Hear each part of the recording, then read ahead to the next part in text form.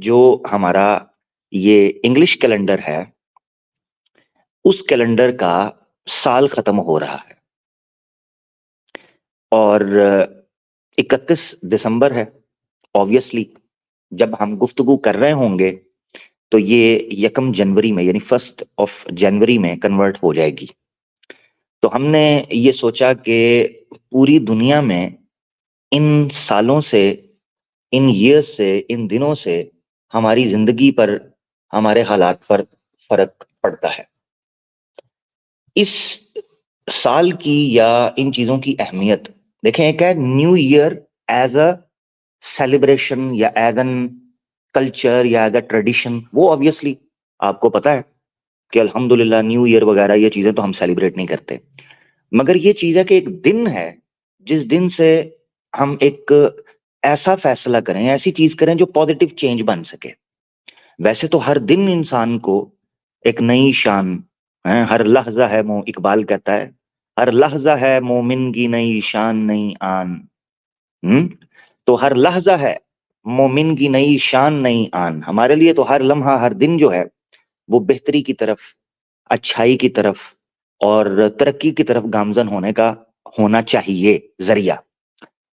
مگر یہ جو چھوٹے چھوٹے دن آتے ہیں، جیسے اس میں معاملات آتے ہیں، تو یہ ایک ریویو کرنے کے لیے ایک اچھا موقع بن جاتا ہے کہ ہم یہ دیکھیں کہ یار ہمارے جو زندگی کے، جاب کے، سکولز ایجوکیشن کے، فائنانس کے، سوسائٹی کے جو تعلقات یا چیزوں کے ساتھ وابستہ ہیں، ان چیزوں کو اب سامنے رکھتے ہوئے معاملہ کرنا چاہیے. یہ جو سال ہے یا مہینے ہیں، ان کی اہمیت کیا ہے؟ میں ایک آیت آپ کے سامنے رکھنا چاہوں گا. ٹھیک ہو گیا. اور یہاں سے ہم اپنی گفتگو کا آغاز کر کے تو پھر دوستوں میں لنک کر دوں گا پبلک. ٹھیک ہے؟ تو مثال کے طور پر یہ لے لیتے ہیں، یہ آیت لیتے ہیں. ٹھیک ہے؟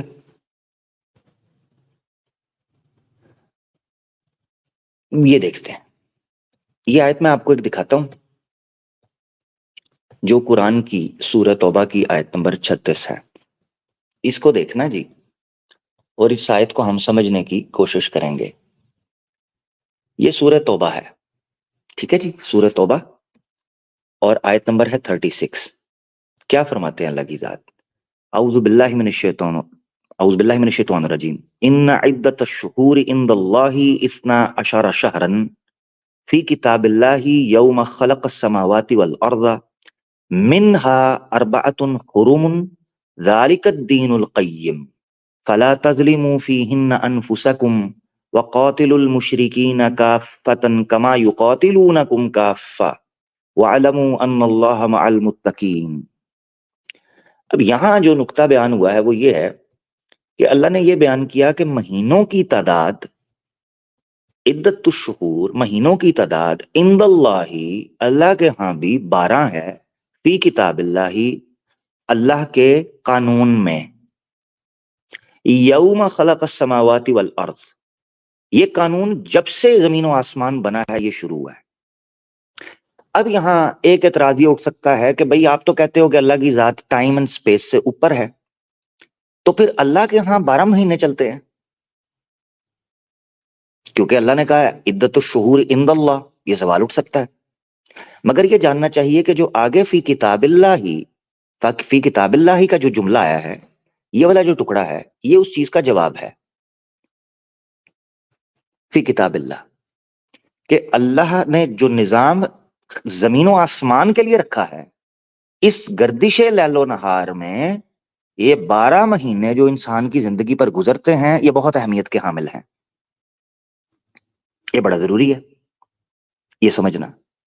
اچھا، پھر دوسرا ٹکڑا جو ہے وہ بھی آپ کو بتا دیتا ہے کہ اس کا ٹائم سے تعلق نہیں بلکہ شریعت سے، ٹیچنگز کے ساتھ تعلق ہے. تو اگر کسی کے ذہن میں اعتراض آ رہا ہو کہ جناب یہ جو ہے نا اپنا اللہ کے ہاں 12 مہینے ہیں، یعنی اللہ 12 مہینوں کے اندر کہیں کوئی ٹائم ہے جس کے اندر اللہ تعالیٰ یہ معاملہ کر رہے ہیں، تو دوسرا ٹکڑا جو آیت کا ہے اگلی سائیڈ پہ وہ ہے منہا 4 حرم.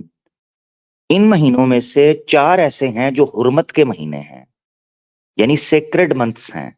ویسے تو سارے ہی ہیں، مگر حرم شریعت کے اعتبار سے یہ ہیں کہ تم نے پھر اس میں ظلم نہیں کرنا کسی جان پر. فلا تظلموا فیہن انفسکم. آپ کو یہ جاننا چاہیے کہ یہ جو زندگی کے اندر اتار چڑھاؤ ہے سمے کے تحت، اس کے زور کے چلتے، یہ انسان کے اوپر اس طریقے سے انفلوئنس نہیں ہونا چاہیے کہ اس کی شخصیت برباد ہو کر رہ جائے. یہ چیز ہے جس کو سمجھنا ہے 12 مہینے کے اعتبار سے. ایک چیز یہ دیکھنے کی ہے کہ پوری دنیا میں جتنے بھی کیلنڈرز اس وقت رائج ہیں، چائنیز ہے یا ہندو ہے، سکھ ہے، اور آپ کا جو انگلش کیلنڈر ہے یا ہجری کیلنڈر ہے، یہ جتنے بھی ہیں ان میں 12 مہینے بیسکلی ہیں. چائنیز نے بعض اوقات کرپٹ کرنے کی کوشش کی سرکل کو، اور انہوں نے 13 مہینے کرنے کی بعض اوقات کوشش کی دنوں میں، مگر وہ اس کو کمپلیٹلی جسٹیفائی نہیں کر پائے. اس کی وجہ یہ ہے کہ 12 سال کو 12 مہینوں میں تقسیم کرنے کے پیچھے ایک کازمک ریزن تھا. کازمک ریزن یہ ہے کہ چاند اور سورج یہ دن اور رات کو تقسیم کرتے ہیں. ان کا جو چکر ہے، ان کے اس چکر سے یا دھرتی کے چکر سے، اس پورے کے پورے سسٹم سے موسموں کی تبدیلی، فصلوں میں جو تبدیلی ہے، دنیا پر جو ماحولیات کی تبدیلی ہے، انوائرمنٹل چینجز ہیں، کلائمیٹ کی، جتنی بھی یہاں پر رہنے والی جو حقیقتیں ہیں، جتنے عنصر ہیں، وہ اثر انداز ہوتے ہیں انہی دنوں کے اندر، ان 12 مہینوں کے اندر. اب ان 12 مہینوں کے اندر آپ ایک مہینے کو کتنے بھی دنوں میں تقسیم کریں، مگر وہ اوور آل یہ سرکل چلتا ہے. ایک کتاب میں ریکمینڈ کرنا چاہتا ہوں. یہ جو سپیمنگ کر رہے ہیں ان کو ذرا ماڈریٹر جو ہے تھوڑا سا ٹھنڈا رکھیں، ان کو تھوڑا سا ریسٹ دینے دیں. ایک کتاب میں ریکمینڈ کرنا چاہتا ہوں جس کتاب کا نام ہے اسلام میں نظام فلکیات، عبد الرحمن کیلانی صاحب کی. اور اس کتاب کا دوسرا نام ہے الشمس والقمر بحسبان. ٹھیک ہے، الشمس والقمر لحسبان، کہ چاند اور سورج کیلکولیٹ کرنے کے لیے ایک آسان طریقہ ہے آپ کے پاس، کہ آپ یہ دیکھ سکیں کہ کتنا دن میں سمے گزرا ہے، کتنا ٹائم ہوا ہے، کتنے دن گزر گئے ہیں مہینے میں، اور ٹھنڈ گرمی، یہ ساری چیزیں جو ہیں انہی مہینوں کے اندر تقسیم کی جا سکتی ہیں. اب اس کو عبد الرحمن کیلانی صاحب نے اپنی کتاب کے اندر بڑے زبردست طریقے سے ڈسکس کیا ہے کہ 12 مہینے ہی کیوں، اور مہینے کے اندر مہینے کو 4 ہفتوں کے اندر ڈیوائیڈ کیوں کیا گیا. کیونکہ چاند جو ہے، یعنی جو 24 گھنٹے ہیں، ان کو سورج کے مطابق ڈیوائیڈ کیا گیا اور مہینے کو چاند کے اوپر. یہی وجہ ہے کہ چاند کو ماہ بھی بولا جاتا ہے. ماہ، جیسے بولتے ہیں مہتاب، ماہ رمضان، وہ ماہ کیوں بولا جاتا ہے؟ جیسے ہم اردو میں بولتے ہیں ایک ماہ، سماہی، شش ماہی. کیا مطلب ہے؟ یہ 3 چاند، سماہی، شش ماہی، 6 چاند، یہ بولا جاتا ہے. تو مہینوں کو چاند کے ساتھ خاص کیا گیا، اسی لیے مہینے کو ماہ بھی بولا جاتا ہے. ایک ماہ، چاند کو بھی ماہ بولا جاتا ہے. تو ایک مہینے اور چاند کا نام سیم ہوا. اب ڈیوائیڈ ایسے کیا جاتا تھا جیسے 4 ہفتے ہوں. اس کی وجہ یہ ہے کہ چاند پورے مہینے کے اندر 2 بار غائب ہوتا ہے. کیسے؟ یعنی دکھنے میں ریلیٹیولی کیسے؟ ایک شروع میں اور ایک اختتام میں، اور 2 بار آدھا ہوتا ہے. تو یہ ایک ایک ہفتے کا فرق ہے جو چاند کی شیپ کو تقسیم کرتا ہے. سو عاد کالارجون القدیم، قرآن میں بولا گیا ہے کہ ایسے لوٹتا ہے جیسے وہ واپس اپنی اصل شیپ کے اندر لوٹ آتا ہے. اس سے بھی ابن حزم الاندلسی نے بڑا زبردست نتیجہ نکالا تھا، اس نے کہا تھا کہ چاند کی گھٹتی بڑھتی شیپ اور سورج کی جو ترچھاوٹ سے گھومتا ہے اور سردیوں اور گرمیوں کے مشارق اور مغارب میں جو تبدیلی ہے، یہ اس بات کا اندازہ کرتی ہے کہ ارتھ فلیٹ نہیں ہے، سفیریکل ہے، کیونکہ ان شیپس کی تبدیلی دنوں کے گزرتے اور گھنٹوں کے گزرتے سورج کے لیے یہ پاسبل ہی تب ہے جب ٹلٹ ہو، فلیٹ نہیں، سفیریکل ہو۔ تو سفیریکل ہونے کے لیے یعنی یہ ایک دلیل تھی کہ سفیریکل ارتھ اس لیے ہے، فلیٹ نہیں ہے، کیونکہ یہ شیپس جو مختلف طریقے سے، یعنی ارلی اسلامک اسکالرز جو ہیں وہ اس پر بات کر رہے تھے۔ خیر، یہ چیز رکھنا اس اعتبار سے تھا کہ بڑے اہمیت کا حامل ہے، اسی وجہ سے اسلام کے اندر جو کچھ احکامات ہیں، جو عبادات ہیں، ان کا مہینوں کے ساتھ خاص کیا گیا ہے۔ مثال کے طور پر قرآن میں اللہ تعالیٰ کہتے ہیں، اعوذ باللہ من الشیطان الرجیم، شہر رمضان الذی انزل فیہ القرآن، یہ رمضان کا مہینہ وہ ہے جس میں قرآن کو نازل کیا گیا، یعنی ابتدائی طور پر تو شہر خاص کیا گیا۔ اسی طریقے سے 4 مہینوں کو حرمت والا کہا گیا، حج کے مہینے قرار دیے گئے، ٹھیک ہے۔ تو یہ چیزیں ہیں جن کو خاص رکھنا ہے۔ اسی طریقے سے اسلام کا جو زکوٰۃ کا حکم ہے وہ بھی چاند کے ساتھ خاص ہے کہ 12 چاند گزریں گے، یعنی 12 مہینے گزریں گے لونر ایئر پر، تو آپ پر زکوٰۃ واجب ہوتی ہے اگر آپ صاحب نصاب ہیں۔ تو یہ یاد رکھنا چاہیے کہ اسلام میں مہینوں کی بڑی اہمیت ہے، اور اہمیت اس اعتبار سے ہے کہ آپ ان میں اپنے کاموں کو ڈیوائیڈ کر سکیں۔ اسلام کی چند خوبصورت چیزوں میں سے ایک خوبصورت چیز یہ ہے کہ یہ انسان کے لائف سٹائل کو بڑے زبردست طریقے سے آرگنائز کرتا ہے، بڑے زبردست طریقے سے آرگنائز کرتا ہے۔ جو کتاب میں نے ریکمینڈ کی ہے، کسی نے ڈیٹیل میں ہلکا پھلکا سا ٹچ کر رہا ہوں، کسی نے اگر ڈیٹیل میں پڑھنا ہے تو عبد الرحمن کیلانی صاحب کی کتاب ہے اسلام میں نظام فلکیات، PDF میں مل جائے گی، الشمس والقمر بحسبان، یہ بھی اس کتاب کا نام ہے، PDF میں مل جائے گی، اردو کے اندر آپ پڑھ سکتے ہیں۔ تو یہ بات رکھنے کا مقصد جو اہم تھا وہ یہ تھا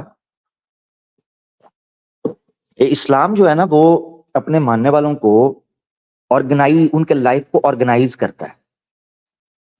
آرگنائز ایسے کرتا ہے کہ ایک مہینہ آتا ہے، اس مہینے کے اندر آپ کی ایک ایکٹیویٹی ہوتی ہے، اس ایکٹیویٹی سے آپ اپنی لائف کے اندر پوزیٹیو چینج لے کے آتے ہیں۔ اب دیکھیں، رمضان کا پورا ایک مہینہ ہے جس میں ہماری ایک ٹریننگ ہوتی ہے، ہماری سروس ہوتی ہے، ہماری ٹیوننگ ہوتی ہے۔ اب اس میں اللہ تعالیٰ نے کہا لعلکم تتقون، یعنی یہ پورے مہینے کی ڈیوٹی رکھنے کا حکمت اور اس کے پیچھے وزڈم لاجک یہ تھی، لعلکم تتقون، تاکہ تم تقوی اختیار کرو۔ اب تقوی کیا ہے؟ تقوی بیسیکلی اپنے آپ کو پاک صاف کر کے اس مالک کے لیے تیار کرنا ہے جس کے سامنے ہم نے حساب کتاب دینا ہے۔ اب بیسیکلی تقوی ایک تیاری ہے جو انسان کرتا ہے کسی سے ملاقات سے پہلے، یعنی مثال کے طور پر آپ کا کوئی بڑا گھر میں آتا ہے، بچے ہیں تو بڑا گھر میں آتا ہے تو آپ اپنے بال سنوار لیتے ہیں، اپنے شرٹ کے بٹن، ابو آ رہے ہیں تو شرٹ کے بٹن وغیرہ ذرا ٹھیک کر لیتے ہیں، قمیض وغیرہ ٹھیک کر لیتے ہیں۔ اگر کوئی الٹی سیدھی حالت میں ہے، یاروں دوستوں کے ساتھ بری حالت میں ہے تو اس کا خیال رکھتے ہیں۔ تو یہ چیز جو ہے نا، ایک منٹ، یہ چیز جو ہے نا یہ آپ انسان کے مزاج کے اندر ہے یہ چیز۔ تو اس طرح سمجھنا چاہیے کہ اسلام یہ جو چھوٹے چھوٹے احکامات آپ کو مہینوں میں یا دنوں کے اندر بٹے ہوئے دیتے ہیں، جیسے نفلی روزے ہیں مثال کے طور پر، اب اسلام کے اندر نفلی روزوں کی بڑی فضیلت بیان ہوئی ہے، ٹھیک ہے، چاہے وہ 10 عشرہ ایام ہوں، چاہے وہ سوموار یا جمعرات کا یعنی منڈے اور تھرسڈے کا دن ہو۔ اسی طریقے سے نفلی عبادات ہیں جن کو پھر وقت کے ساتھ خاص کیا، مثال کے طور پر کہ لیل کی صلاۃ اللیل ہے جس کو، یا قیام اللیل ہے جس کو خاص کیا گیا رات کے ٹائم پر۔ تو یہ یاد رکھنا ہے کہ ٹائم اور خاص حالات یہ انسان کی زندگی کے اندر بڑا زبردست رول پلے کرتے ہیں۔ میرے خیال سے اتنی بات کافی ہے چند چیزوں کے اوپر جو میں نے بات کی۔ ایک نقطہ یہاں میں رکھنا چاہتا ہوں جو اس سے میں اخذ کرنا چاہتا ہوں، وہ یہ ہے، اس پر توجہ کرنی ہے، صرف اور صرف ہمارے مسلمانوں کے لیے یہ ہے نان مسلم اگر سن رہے ہیں تو وہ سیکھ لیں، دیکھ لیں کہ ہم کس طریقے سے چیزوں کو، اپنے دین کو سمجھتے ہیں اور سیریس لیتے ہیں، بجائے اس کے کہ ہم پٹاخے پھوڑ کر اور رنگ پھینک کر اور دیے جلا کر اور تماشے کر کر اور اسپیکر پر شور و شرابہ کر کر. تو اگر کوئی مسلمان ان چیزوں کے اندر ملوث ہے، ان ساری تماش بینوں میں، تو وہ یاد رکھ لے کہ اسلام اس طرح کی فضولیات اور لغویات کو بالکل بھی اہمیت نہیں دیتا، بلکہ حسن اسلام ہی یہ ہے کہ لغویات سے، فضولیات سے، لا یعنیات چیزیں جو ہیں ان سے پرہیز کی جائے، خاص طور پر سوسائٹی کے حوالے سے، جن کا نہ فرد کو نہ اجتماع کو فائدہ ہے. اب جو میرا آخری کرکس تھا یہ ساری بات کا، وہ میں رکھ کر پھر لنک پبلک کرتا ہوں، وہ یہ ہے، ریویو کریں. رسول اللہ صلی اللہ علیہ وسلم کی ایک حدیث ہے کہ آپ نے ایک صحابی کے بارے میں فرمایا کہ یہ بندہ جنتی ہے، یہ بندہ جنتی ہے، کسی نے جنتی کو دیکھنا ہے تو اس کو دیکھے. جس صحابی کے سامنے یہ بات ہوئی تھی وہ بڑے کیوریس ہوئے، تجسس آیا، شوق آیا اس چیز کا کہ جانوں تو صحیح اس بندے میں ایسی کیا بات ہے، ایسا کیا مختلف چیز یہ کوئی کام کرتا ہے جس وجہ سے اللہ کے رسول کہہ رہے ہیں کسی نے جنتی کو دیکھنا ہے تو اس کو دیکھے. اب وہ لوگ تھے جو سیریس تھے اپنی آفٹر لائف کو لے کر، یہ وہ لوگ تھے جن میں تڑپ تھی، جن کو سنجیدگی سے اندازہ ہو گیا تھا کہ یار کام گڑبڑ ہو جائے گا اگر ہم نے معاملہ خراب کیا تو ہوا یہ کہ آقا دو جہاں صلی اللہ علیہ وسلم کے اس فرمان کو سینے سے لگا کر وہ اس آدمی کے پیچھے چل پڑے. جب اس آدمی کے پیچھے چلے تو انہوں نے کسی عذر سے، کسی طریقے سے، بڑے سلیقے کے ساتھ کہا کہ میں آج تمہارے گھر میں مہمان رکنا چاہتا ہوں، مسافر ہوں، مہمان بن جاؤں. انہوں نے کہا صد بسم اللہ، آئیں. انہوں نے ایک دن گزارا ان کے پاس، ان کو کوئی ایسی چیز نظر نہ آئی جو اس سے مختلف ہو. ان کے تجسس کا عالم بڑھتا گیا، کیوریوسٹی بڑھتی گئی، اور بڑھتے بڑھتے اس مقام پر پہنچی کہ ان سے رہا نہ گیا اور انہوں نے پوچھ لیا. انہوں نے کہا بھائی بتائیں، میں مجلس میں بیٹھا تھا، آقا دو جہاں نے آپ کی طرف اشارہ کر کر کہا کہ جس نے جنتی کو دیکھنا ہے اس شخص کو دیکھ لے. میں تب سے مارا مارا پھر رہا ہوں آپ کے پیچھے اس کھوج میں کہ دیکھوں تو صحیح وہ کون سا ایسا عمل ہے یہ جو مجھ سے مختلف ہے جس کے کارن آپ کو جنت کی بشارت دے دی. وہ مسکرانے لگے. انہوں نے کہا یار جو تم نے مجھے ڈیٹیل بتائی ہے اس اعتبار سے تو واقعی میرا کوئی کام مختلف نہیں ہے، ہاں البتہ ایک ایسی چیز ہے جو میرے اور میرے اللہ کے درمیان ہے. انہوں نے کہا وہ کیا ہے؟ انہوں نے کہا جب میں رات کو بستر پر سونے لگتا ہوں تو میں اپنا ریویو کرتا ہوں، میں غور کرتا ہوں کہ میں نے کیا کیا، میں نظر ڈالتا ہوں اپنے نامہ اعمال پر، اور میں توجہ کرتا ہوں اس چیز پر کہ کیا میں نے کسی کا دل تو نہیں دکھایا. میں اس سے معافی مانگوں گا، اور اگر کسی نے میرا دل دکھایا ہے تو میں اس کو معاف کرتا ہوں. وہ یہ کہنے لگے یہ ایک اضافی، ایک ایڈیشنل میری پریکٹس ہے جو میں رات کو سونے لگتا ہوں تو میں اپنے آپ پر غور کرتا ہوں کہ یار میں نے، اگر مجھے کسی نے مجھے دکھایا ہے، کسی نے گالی دے دی، دھوکہ دیا، جھوٹ بولا، نقصان پہنچایا، میں اسے معاف کرتا ہوں. یعنی اسلام میں تنہائی میں بیٹھ کر ریویو کرنے کی یہ اہمیت ہے کہ اللہ کے رسول نے ایک خاص عمل کے کارن یہ کہا کہ یہ بندہ جنتی ہے. کیوں؟ یہ دیکھتے ہوئے کہ اگر یہ بندہ اس عادت کو مستقل مزاجی کے ساتھ، کنسسٹنسی کے ساتھ لے کر چلتا ہے تو یہ بہتر سے بہتر بنے گا. خود سوچے نا، ایک آدمی اگر غلطی کوتاہی کر دیتا ہے، اگر غلطی کوتاہی کر دیتا ہے تو obviously وہ، اگر اس کے اندر یہ جذبہ ہے کہ وہ معذرت کر لے، معافی مانگ لے، اصلاح کر لے، یہ چیز اس کو بہتر بنائے گی. اب دیکھیں مستدرک حاکم میں غالباً روایت ہے، اللہ کے رسول پاک صلی اللہ علیہ وسلم نے فرمایا ہے کلو بنی آدم خطاؤن و خیر الخطائین التوابون، بہترین خطا کار وہ ہیں، یعنی بنی آدم خطا کار ہے مگر بہترین خطا کار وہ ہیں التوابون، جو بار بار پلٹ کر آئیں، اپنے آپ کو ریکٹیفائی کریں، ریویو کریں، سیلف ریئلائزیشن کریں، سیلف اکاؤنٹیبلٹی کریں. تو میں مسلمان جو میرے دوست سن رہے ہیں، میل اور فیمیل جتنے ہیں، میں ان سے یہ کہتا ہوں کہ یار پیچھے پلٹ کر دیکھو 1 سال پہلے آپ میں کیا بہتری تھی؟ 1 سال پہلے آپ کس جگہ پر کھڑے تھے؟ کیا 1 سال کے بعد آپ کی لائف میں کوئی بہتری آئی ہے؟ یہ اس طرح سوچو، زندگی کو ایسے لو. آپ کا وقت قیمتی ہے. میرے آقا دو جہاں صلی اللہ علیہ وآلہ وسلم نے فرمایا، اچھا، اللہ کے رسول پاک صلی اللہ علیہ وسلم نے فرمایا کل قیامت کے دن جن چند چیزوں کے بارے میں انسان سے سوال ہوگا وہ یہ تھا کہ جوانی پائی تو کہاں لگائی، اور فراغت تھی، تمہارے پاس ٹائم تھا، مہلت تھی، فرصت تھی، اس کو کہاں لگایا؟ یہ غور کریں. جو لوگ اپنی لائف کے ساتھ سنجیدہ ہیں، سیریس ہیں، سنسیئر ہیں، لوئل ہیں، آنےسٹ ہیں، اس کو ایکسپریس کریں.